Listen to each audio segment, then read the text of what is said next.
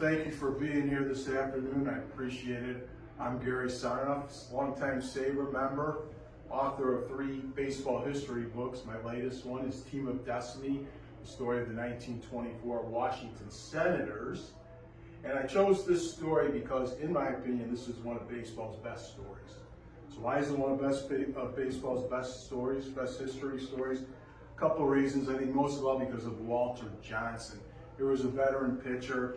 He was in his 18th season, 36 years old, pitched his entire career with the Washington Senators, perennial losers most of the time, so they did a few winning seasons when Johnson was there prior to 1924. But here he was, a true gentleman. Everyone loved Walter Johnson. People would talk about, boy, if he only pitched for a great team, the records he would have set. That was true, but it looked like heading into the 1924 season, it looked like he would never get his dream would never come true, pitching a win in a World Series game. Other reasons too, Bucky Harris was a rookie manager, only 27 years old. Most thought he was set to fail. Most thought the Senators wouldn't be good in 1924, but Bucky Harris proved them wrong. And I think most of all, other than Walter Johnson, another reason is because if you know anything about the Washington Senators' history, around 1924, before and after, you know that the Washington Senators were very good. In the 1950s, when Damn Yankees, the play, the Broadway hit, the movie came out. In the late 1950s, that's when it came out. The Senators were in the process of 5 consecutive last place finishes, while the Damn Yankees, the New York Yankees, were winning 8 out of 10 pennants in the decade of the 1950s. Now, something I wanted to talk about too before I proceed here, something I want to talk to you about because I hear this all the time is, were they the Senators or were they the Nationals?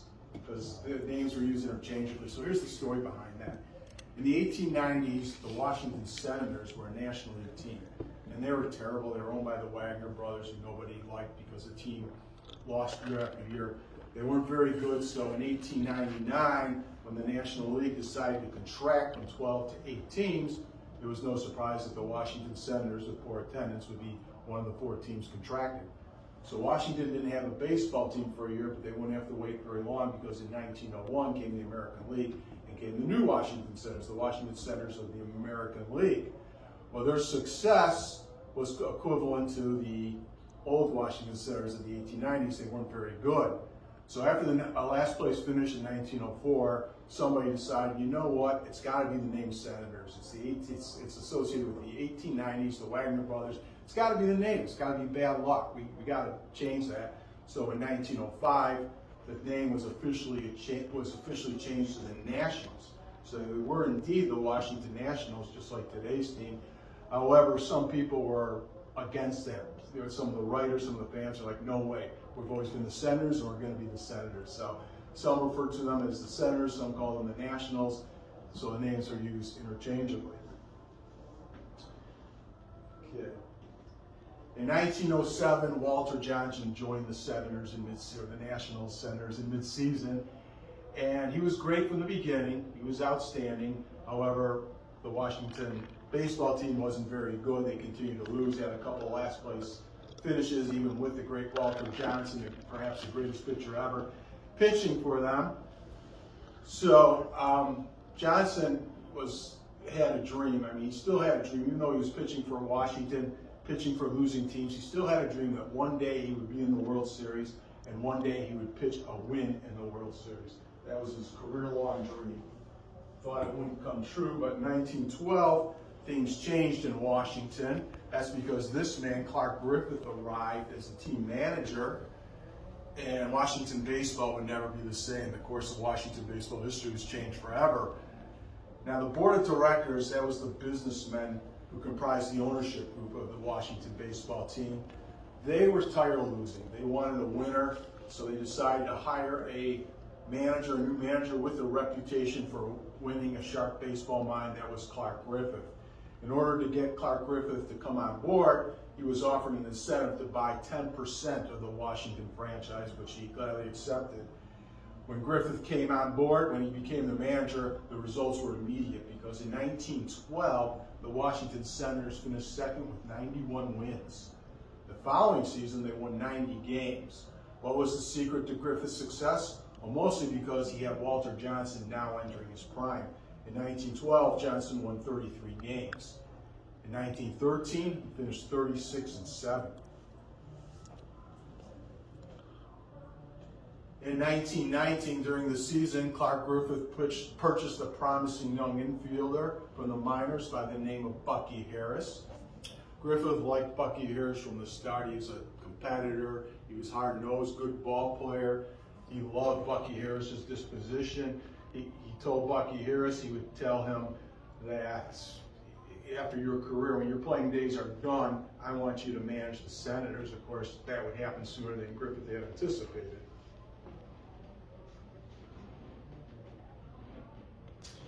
In December of 1919, Griffith decided that the only way that Washington would ever make it to the promised land of American League champions was to be in complete control. So with financial backing and with the backing of a businessman, he bought out the board of directors. So he became co-owner, president, manager of the Washington baseball team. So the buyout was executed in December of 1919. Griffith stayed on to manage the team for one more year in 1920. Then he decided that he would step down as manager to concentrate on the day-to-day operations and his job as team president.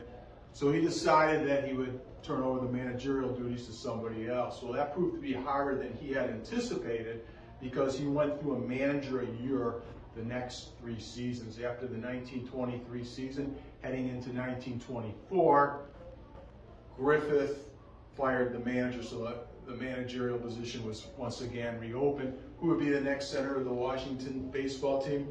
Griffith had no idea. He had some people in mind, but it took a while before he made a decision.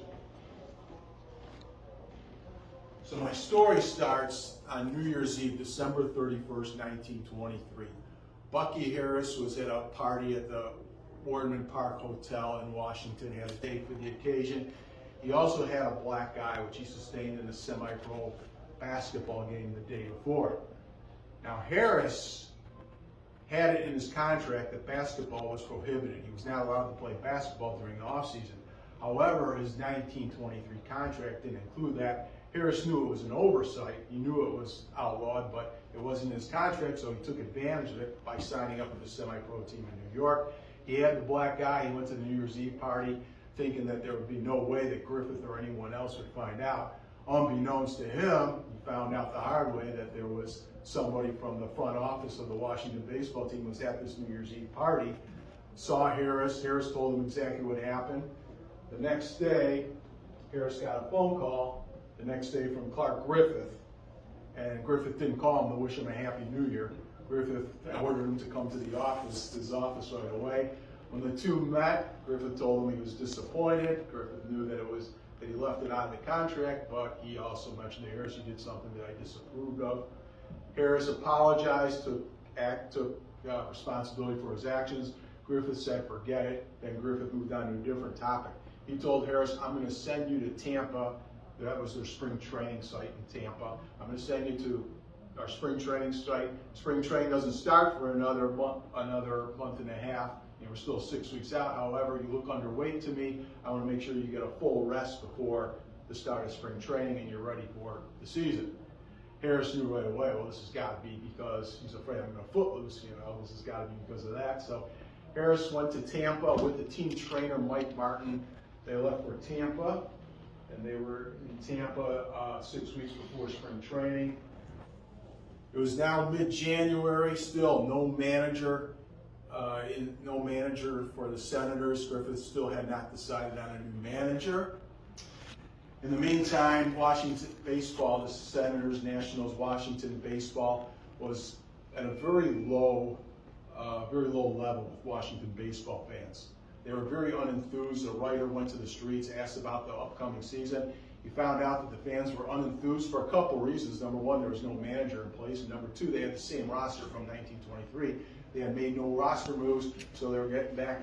They were going to have the same team they had the year before that posted a losing record. They had a losing record in 1923, so fans had very little hope for the 1924 season.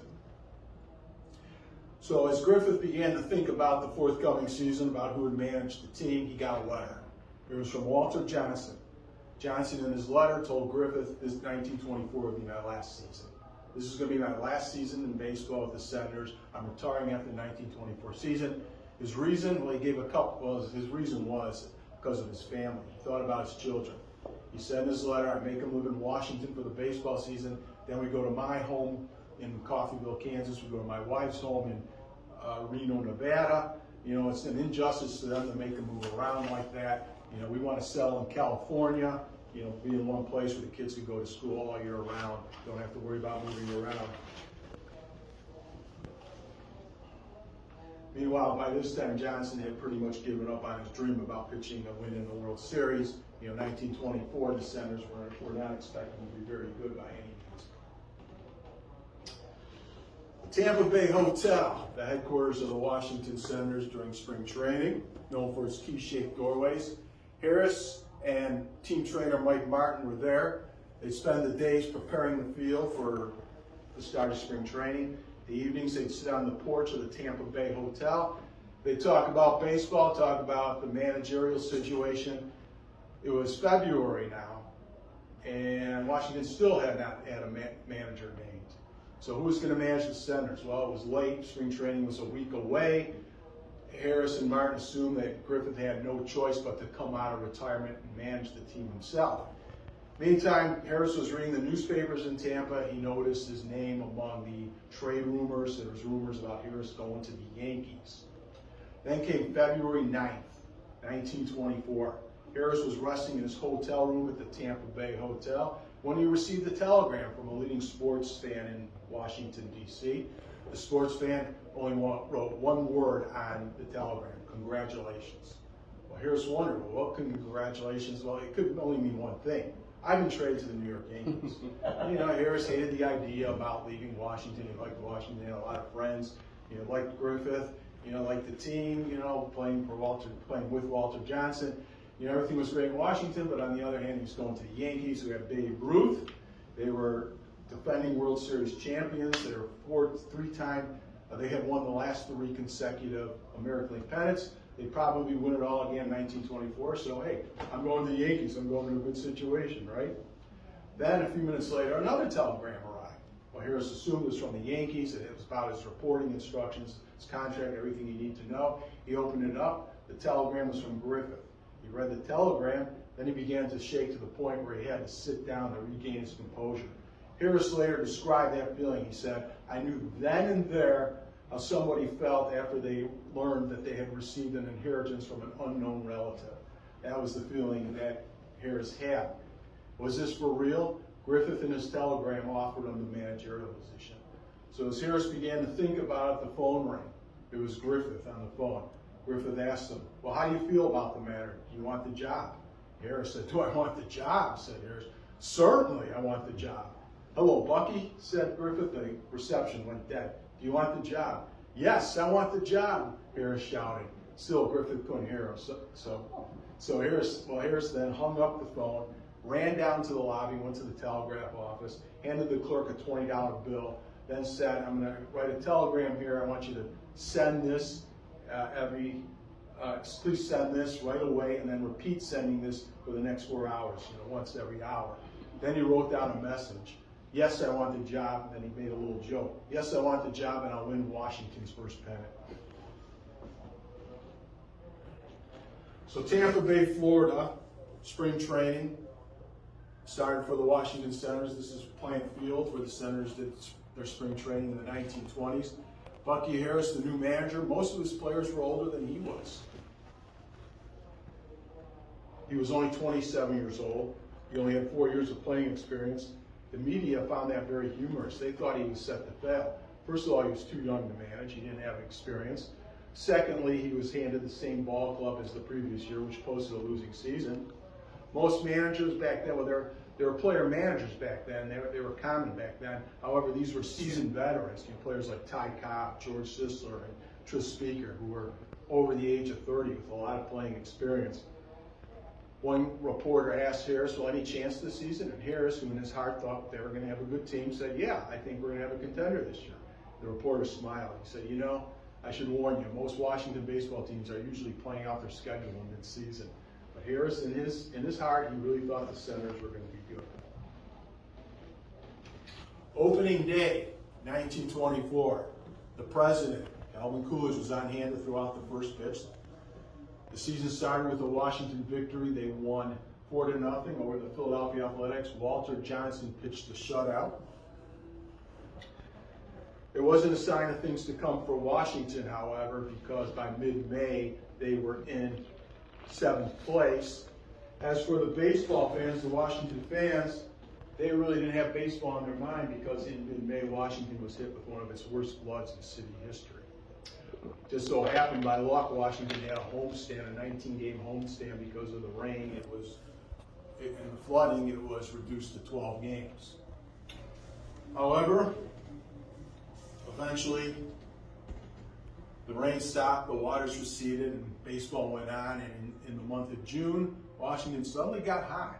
And when they won 5 games in a row in mid-June, they found themselves in 3rd place, only 2 games behind the first place New York Yankees. Meanwhile, Walter Johnson was having a very good season. He was 9-3 at the time. It was a comeback season for Walter Johnson because he had a sore arm the few seasons before that. He had a sore arm and he became a mediocre pitcher. And he told the story during the trip when they went to New York to play the Yankees in a 4-game series with first place on the line.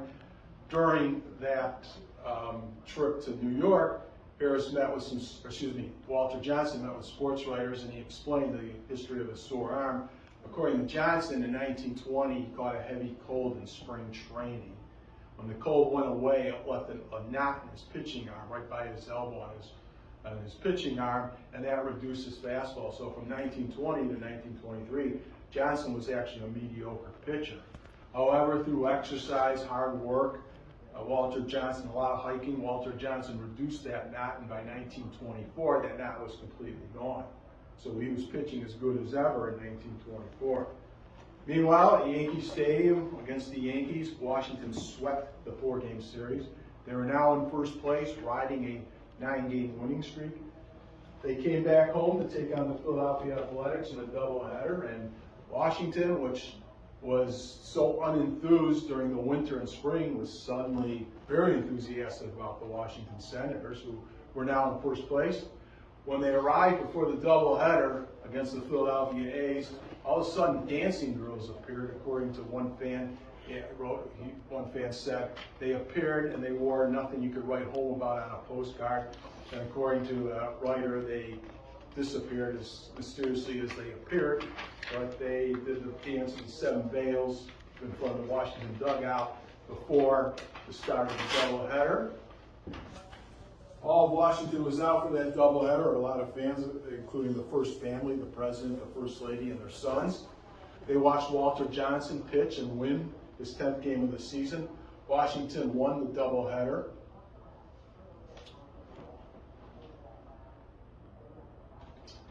By this time, all of the whole country was following the Washington Senators, and they loved the underdog Senators, the fact they were contending.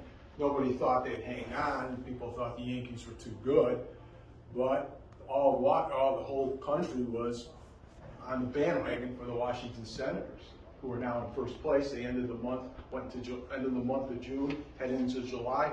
They were in first place. One writer said that fans all across the country are rubbing their eyes and wondering if they're actually seeing what they're really seeing, a Washington baseball team in first place this late in the season. Here in Baltimore, they were very enthused about the Washington Senators. Now, Baltimore back then, it would be 3 more decades before they had a major league team of their own. But at the time, they had the old Baltimore Orioles, who were in the midst of a dynasty in the early 1920s, won the International League pennant in 1924, another pennant for them, like their 3rd in a row, or 4th in a row. They were one of the best. They were great. However, baseball fans in Washington, according to one of the Washington newspapers, baseball fans in Baltimore were calling every day, asking what the weather was like in Washington, who was pitching, what time was game time. So they were totally following the team here in Baltimore. Then came a series against the New York Yankees after this stadium, a very famous photo of Babe Ruth lying unconscious after a collision with the barrier. going for a foul ball. Let me give you the whole story on that. The night before was July 4th, and there was an ambassador who was a big fan of Babe Ruth, had some other favorites on the Yankees. He had a party, and he was serving refreshments despite this being prohibition. He also had a few favorites on the Washington Senators, including Coach Al Schacht and outfielder Bruce Goslin. He invited them to his party, as well as Babe Ruth and a couple of Yankees. Bucky Harris heard about the party. He talked to Schacht and Goslin. He said, "Here's what you guys do. You guys know that Babe Ruth's going to be there. I want you to attend that party. And here's what you do. Keep Babe Ruth out late all night if you can. Because if you can do that, we have a doubleheader tomorrow. If you can do that, we'll win the games." So they went to the party, and they kept Babe Ruth supplied with champagne, and he drank it down like it was soda pop. It was 3 o'clock in the morning. Goose Goslin said to Al Schacht, he said, "You know, we did our job. What do you say we get out of here and get some sleep?" And Al Schacht said, "Yeah, that's true. You know, we should do that. There's no way this big guy's going to be able to play tomorrow." So before leaving the party, Schacht had a word with Babe Ruth. He said, "Don't forget, we have a commitment tomorrow in Camp Meade in Maryland, a military base. So don't forget we have that. So I'll meet you tomorrow in the hotel lobby of the Warden Park." So Babe Ruth agreed. So 6 o'clock in the morning, Schacht was at the lobby hotel. Here came Babe Ruth into the lobby. Schacht asked Ruth, "Where are you coming from?" And Ruth told him, "I just left the party. Come on, let's go to Camp Meade and get this over with." So they went all the way to Camp Meade. Then they went to Griffith Stadium for the doubleheader. Ruth had spent the whole night out, didn't get a wink of sleep. Schacht gave Bucky Harris the report. Harris smiled. "Great, that's just great." Well, as it turned out, Babe Ruth, his first 3 times at the plate, 3 hits, including 2 doubles. Then, during that doubleheader, there was a fly ball down the right field line. Ruth chased the foul ball, collided with the barrier, was unconscious. When he came to, Yankees manager Miller Huggins, he told him, "Why don't you rest up for the rest of the day, babe? You could take the rest of the day off. Why don't you just get some rest?" And Ruth said, "No way, this is a doubleheader, first place is on the line. I'm staying in this game." And he stayed in the game, and the Yankees won both games of the doubleheader. In fact, the Yankees took 4 out of 5 in that series. Next to town, Ty Cobb and the Detroit Tigers, the other team contending at the time in the American League. As you guys know, because I know you're baseball fans, you know Cobb, he was an intimidator. He did everything he could to intimidate the opposition. He really went after Bucky Harris, called him names like Babyface and Schnookums, anything to imply that he was a boy among men. The Tigers took 3 out of 5 in the series, knocked the Senators out of first place. The Senators were now in second place. However, they recovered, and they were still, at the end of July, they were still in second place, but they were right on the heels of the Yankees. Early August, the Senators traveled to St. Louis for a series against the St. Louis Browns. Now, we got a Browns fan here, so you know that back in those days, before night games, you know that baseball in St. Louis, you know how hot it was, and notorious for its heat, right? Am I right? Washington arrived during the worst heat wave of the summer. It was so hot, one writer said, that their hotel rooms were like ovens. It was so hot that Bucky Harris canceled pregame fielding and batting practice. Washington lost all 5 games in St. Louis. They now fell into 3rd place. They were in 3rd place. Everybody thought it was over with. There was no way they would recover, but they did. And by the end of August, they put together an 8-game winning streak. They were back in 2nd place. Back on the 3 wins before that game, he had won 13 in a row, but they beat Walter Johnson in a close game on this day. Then, in the next day, Washington won, so they were 1 win away from clinching the American League pennant, the first in franchise history. September 29th, 1924, 1 win for the pennant for Washington. They were playing in Boston. Meanwhile, back in Washington, it rained that day. The fans, they were enthusiastic. They were talking about, just think, you know, we could win the pennant today. It was raining that whole day. You know, the fans, even though it was raining very hard, windy, the fans were out in full force in front of those electronic scoreboards that I talked about, watching the play-by-play action. Washington scored early and often, and they held on to win. Washington won the pennant, the first pennant in franchise history. Walter Johnson was heading to the World Series. When they got back to Washington, there was a parade for the team. 100,000 people showed up to watch the parade. The president was on hand as well.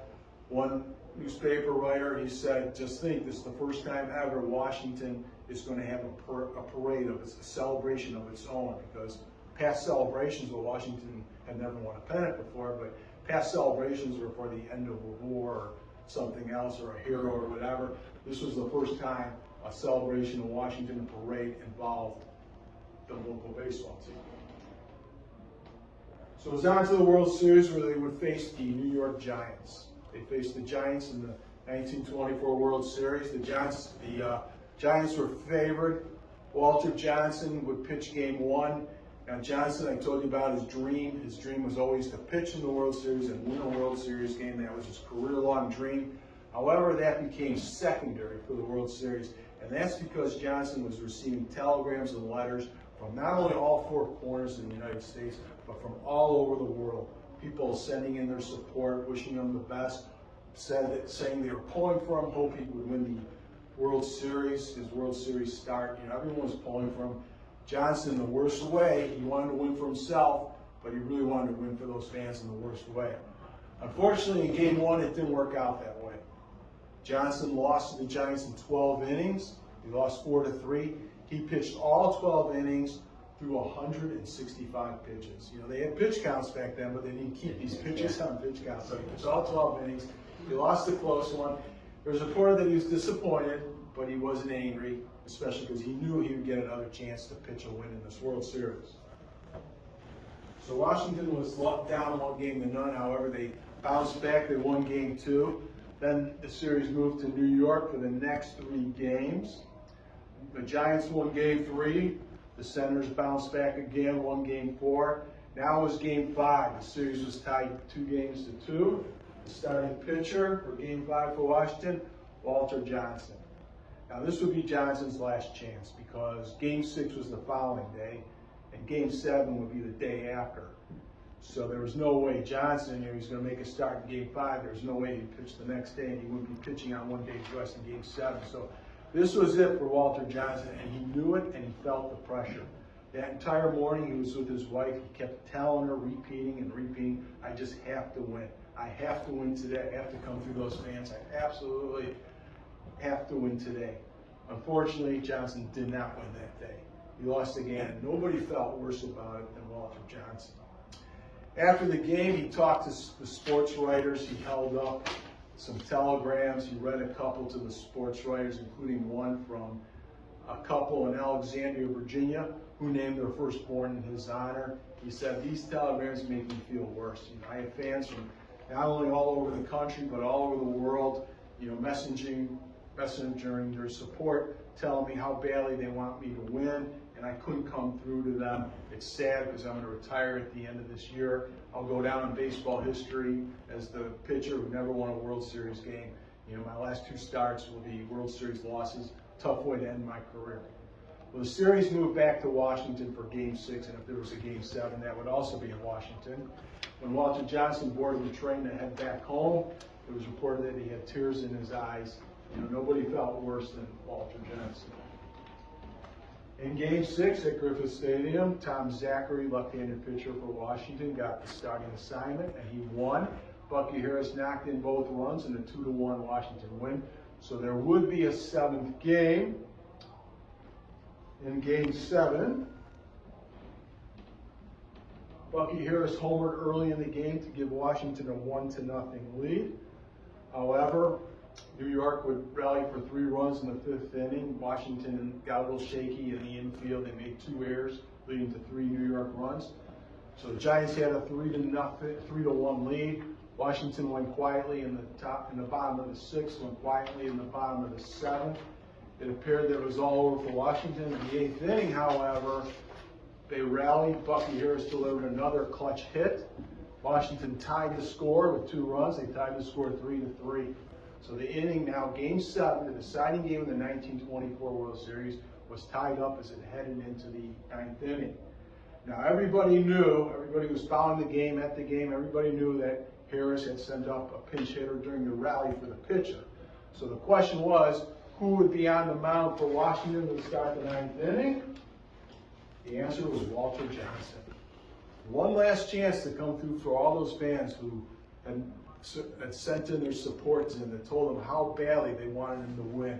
One last chance to fulfill that career-long dream of pitching a win in the World Series game. In the top of the ninth, Johnson retired the first batter. Then Frank Frisch, Hall of Fame second baseman for the Giants, hit one into the gap in right center field, and by the time the ball was treed, 4 hits against him in Game 5. But he retired him in Game 7, the first batter he faced, he retired.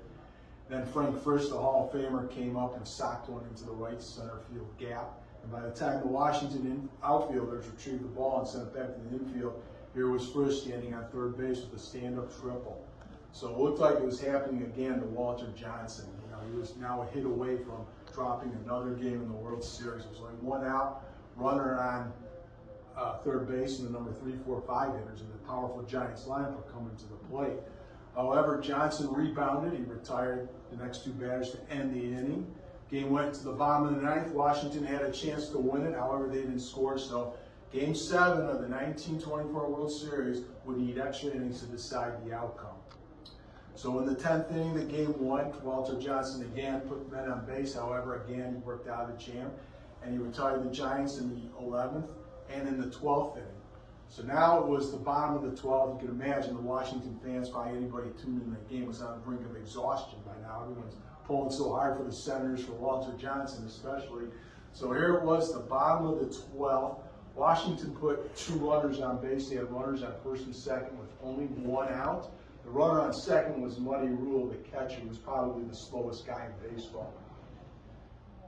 1 out, first and second, bottom of the 12th. Earl McNeely, a rookie, just purchased in August by Washington, joined the team in mid-August, was at the plate.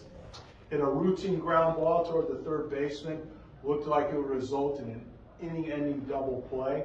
However, you probably know the story. The ball took a high hop over the third baseman, rolled into left field. Muddy Rule, the slow runner on second, he rounded third, and according to some of the players, the Washington players, it seemed like it took him forever to reach home plate. When he did, here's that picture of Rule. You can see Rule about to score the winning run. You can see Earl McNeely just rounded first base. Rule across the plate. Washington won the World Series. They won 4-3. Best of all, Walter Johnson was the winning pitcher. Thank you.